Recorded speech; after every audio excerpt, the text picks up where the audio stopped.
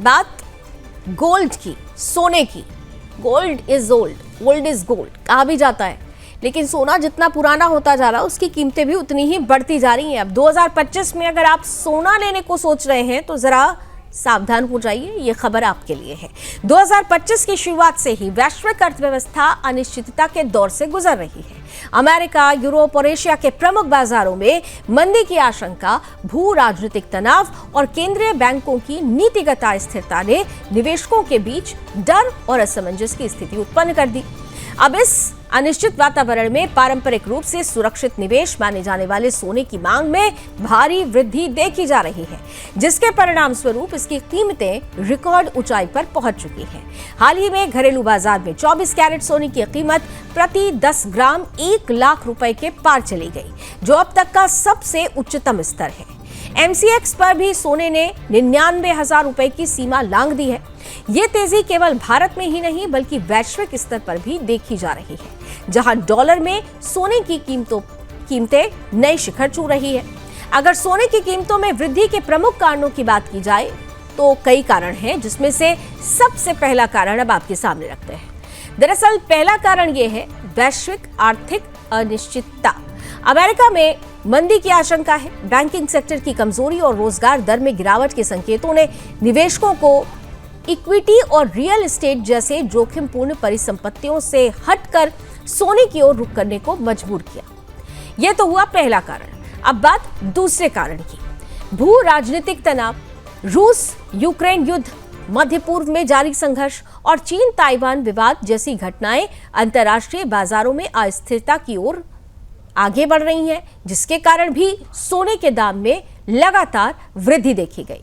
इतिहास इस बात का साक्षी है कि ऐसे समय में निवेशक स्वर्ण जैसी स्थायी संपत्तियों की ओर ज्यादा आकर्षित होते हैं। डॉलर की कमजोरी भी इसका एक कारण माना जा रहा है। अमेरिकी फेडरल रिजर्व द्वारा ब्याज दरों में बदलाव के कारण डॉलर की मजबूती में कमी आई है, जिससे सोने की कीमतें लगातार बढ़ी हैं, क्योंकि सोना डॉलर में मूल्यांकन होता है। अब इसको जरा आगे बढ़ते हैं। देखिए कि केंद्रीय बैंकों की खरीदारी भी इसके लिए कारण मानी जा रही है। कई देशों के केंद्रीय बैंकों ने भी अपने विदेशी मुद्रा भंडार में विविधता लाने के लिए सोने की खरीद को प्राथमिकता दी है, जिससे वैश्विक स्तर पर मांग और कीमतों में तेजी आई है। इसके अलावा मुद्रास्फीति की भी महत्वपूर्ण चिंता है। बढ़ती महंगाई से निपटने के लिए निवेशक ऐसे साधनों की तलाश में हैं जो उनकी क्रय शक्ति को, जो उनके खरीदने की शक्ति को स्थिर रख सके। सोना मुद्रास्फीति के विरुद्ध एक प्रभावी बचाव साधन माना जाता है। भारत दुनिया के सबसे बड़े स्वर्ण उपभोक्ताओं में से एक है। घरेलू बाजार में GST और मेकिंग चार्ज के साथ साथ रुपए की कमजोरी ने भी कीमतों में और ज्यादा वृद्धि कर दी है। साथ ही ये देखा गया है कि आगामी त्योहार विवाह सीजन ने भी मांग को बढ़ावा दिया है, जिससे कीमतें 7वें आसमान पर पहुंच गई हैं।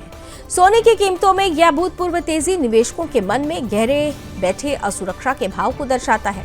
जब तक वैश्विक बाजारों में स्थिरता नहीं आती है और भू राजनीतिक संकटों का समाधान नहीं होता, तब तक सोने की मांग और कीमतें ऊंचाई पर ही बनी रह सकती हैं। हालांकि उच्च कीमतों के कारण घरेलू उपभोक्ताओं पर आर्थिक बोझ जरूर बढ़ेगा, लेकिन निवेशकों के लिए ये एक सुरक्षित ठिकाना बना रहेगा।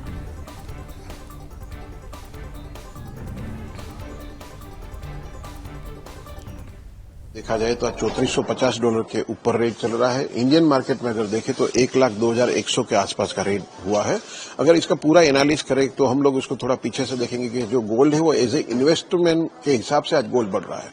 लोगों की जो एक प्रति है गोल्ड के प्रति जो एक ट्रस्ट था वो बढ़ जाने के हिसाब से आज गोल्ड का रेट बढ़ रहा है। साथ साथ में जो टेरिफ वॉर का जो एक बात था, वो टेरिफ वॉर लगने के बाद में ये जो गोल्ड के रेट बढ़ रहे हैं। मैं आपको थोड़ा पीछे से बताऊंगा कि लास्ट काफी सालों से 1700 से 2000 के बीच में गोल्ड का रेट वरिश कर रहा था।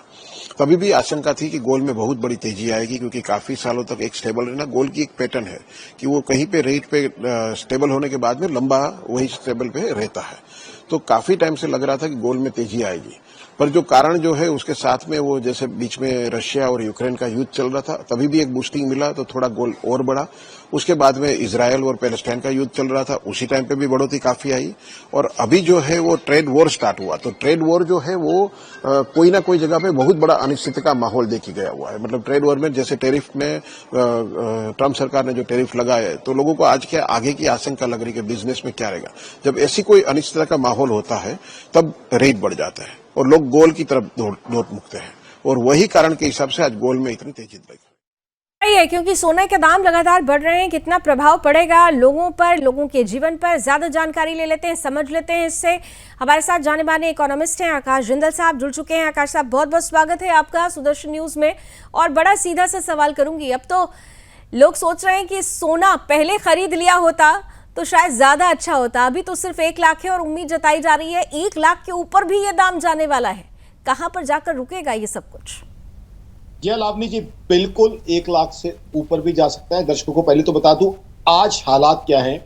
जो टैरिफ वॉर चल रही है, ग्लोबल ट्रेड वॉर या ग्लोबल टैरिफ वॉर, और चाइना का जो अड़ियल रवैया है उसकी वजह से टैरिफ वॉर इंटेंसिफाई होती जा रही है।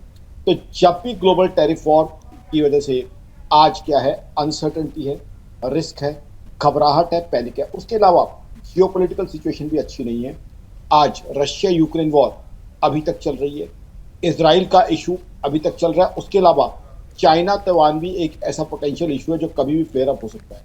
तो क्योंकि जियोपॉलिटिकल रिस्क है, दूसरा टैरिफ वॉर बहुत इंटेंस होती जा रही है। और लावनी जी, आप तो वेटरन एंकर हैं, आप जानती हैं। तो इस वजह से जो है ग्लोबल मार्केट्स में अनसर्टेनिटी, रिस्क, घबराहट, पैनिक बढ़ी हुई है। तो जब भी ग्लोबल इकोनॉमी में पैनिक, रिस्क, अनसर्टेनिटी बढ़ती है तो ऐसे में रिस्क कवर के लिए, हेज के लिए गोल्ड की परचेजिंग होती है। हिंदुस्तान में हम सब लोग सोने को ज्वेलरी शॉप के शेप में लेना हम लोगों का शौक है, हम लोगों की आदत है। बट ग्लोबली सेंट्रल बैंक मैं बता दूं, जैसे हिंदुस्तान में आरबीआई है जो बैंकर्स का बैंक है, सेंट्रल बैंक्स और सेंट्रल गवर्नमेंट्स गोल्ड को बाय कर रही हैं रिस्क कवर के लिए, हेज के लिए, एफआरबीएम गाइडलाइंस को देखते हुए, और साथ ही साथ करेंसी फ्लक्चुएशन भी इसमें काफी रोल प्ले कर रही है। तो ऐसे में सोने की बाइंग ग्लोबली बढ़ रही है। एक सेफ हेवन एसेट माना जाता है सोना। जब भी ग्लोबल इकोनॉमी में अनसर्टेनिटी होती है, रिस्क बढ़ता है, और जो ग्लोबल इकोनॉमी के आज हालात हैं, सोना आगे भी और बढ़ सकता है। यहाँ से 15 से 20% तेजी सोने में अभी भी उम्मीद है, आगे भी एप्रिसिएशन हो सकती है क्योंकि ग्लोबल इकोनॉमी में रिस्क बढ़ा हुआ है। और दूसरा, गोल्ड की सप्लाई और डिमांड की बात भी करें लावनी जी, तो हालात ये है कि गोल्ड की सप्लाई कम है, डिमांड ज्यादा है।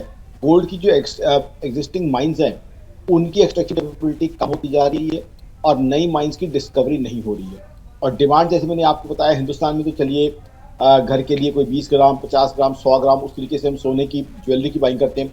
बट ग्लोबली किलोज में, टन्स में ये बाय किया जा रहा है सेंट्रल बैंक, सेंट्रल गवर्नमेंट द्वारा। चाइना बहुत मैसिव बाइंग कर रहा है। तो ऐसे में इसके दाम में और तेजी भी आ सकती है। और आज से अगर 500 साल पहले जाएं तो गोल्ड को ही एक तरह का इंटरनेशनल करेंसी माना जाता था। आज भी एफआरबीएम गाइडलाइंस में गोल्ड का काफी रोल है।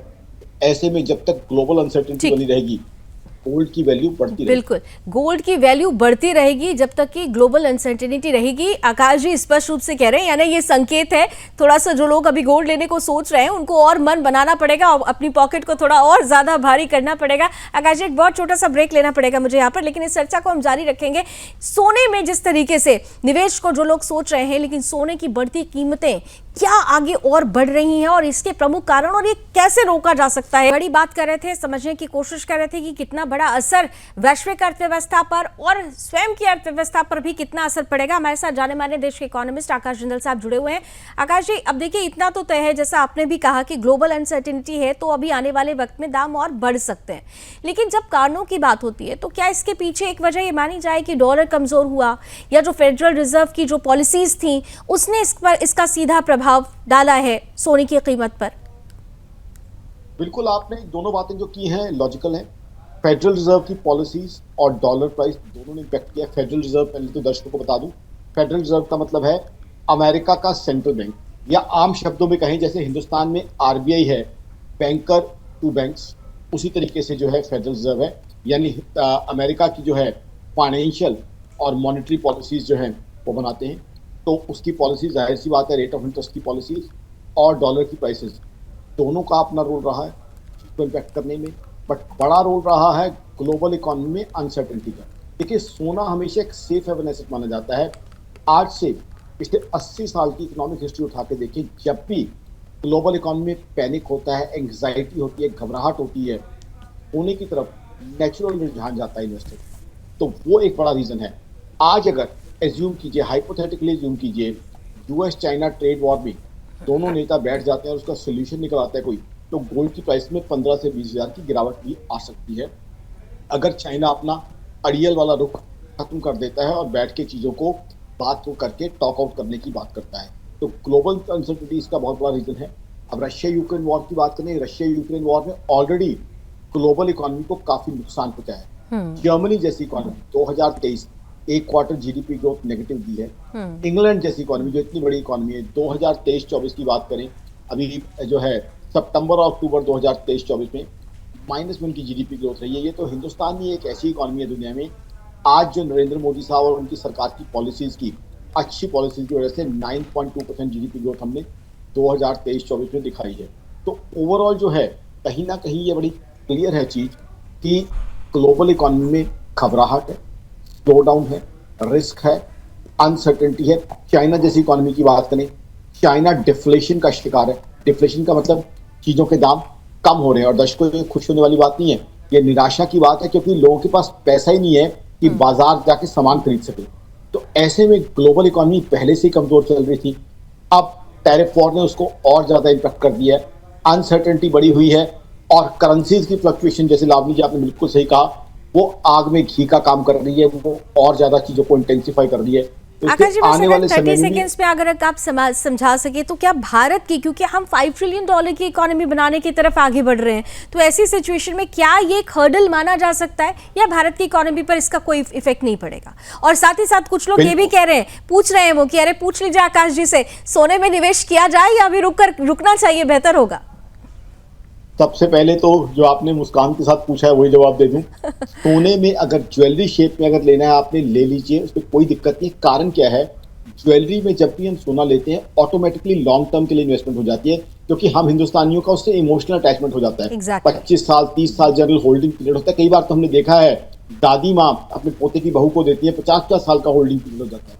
तो क्योंकि लॉन्ग टर्म उसमें एम्बेडेड है, इसलिए ज्वेलरी इस रेट पे भी खरीदते निराश या घबराहट ना करें, ज्वेलरी इस रेट पे भी आप ले सकते हैं। दूसरी बात, हिंदुस्तान जो $5 ट्रिलियन इकोनॉमी, बिल्कुल हम बहुत तेजी से उसकी तरफ बढ़ रहे हैं। 9.2% हमने जीडीपी ग्रोथ लास्ट ईयर दिया है। इस साल भी जीएसटी कलेक्शन देखें, इनकम टैक्स कलेक्शन देखें, हमारी इकोनॉमी बम्पर रिकॉर्ड बनाती जा रही है। तो बिल्कुल 5 ट्रिलियन इकोनॉमी पे हम बहुत जल्द जो है पहुंचेंगे, और दुनिया की फास्टेस्ट ग्रोइंग इकोनॉमी आज हम अमेरिका, चाइना, जर्मनी, जापान, चारों इकोनॉमी से हम तेज बढ़ रहे हैं। ठीक है, थैंक यू सो मच आकाश जी हमारे साथ जुड़ने के लिए और बहुत विस्तार से इस खबर पर हम तक पूरी बातें समझाने के लिए। तो सोने में इन्वेस्टमेंट अभी आप कर सकते हैं, जैसा कि आकाश जी कह रहे हैं कि अभी भी वक्त है यहाँ पर जब सोना आसानी से खरीदा जा सकता है। आने वाले वक्त में इसके प्राइसेस और ज्यादा बढ़ सकते हैं, इसलिए बेहतर है कि अगर आप सोच रहे हैं सोना लेने को तो आप जरूर ले लें।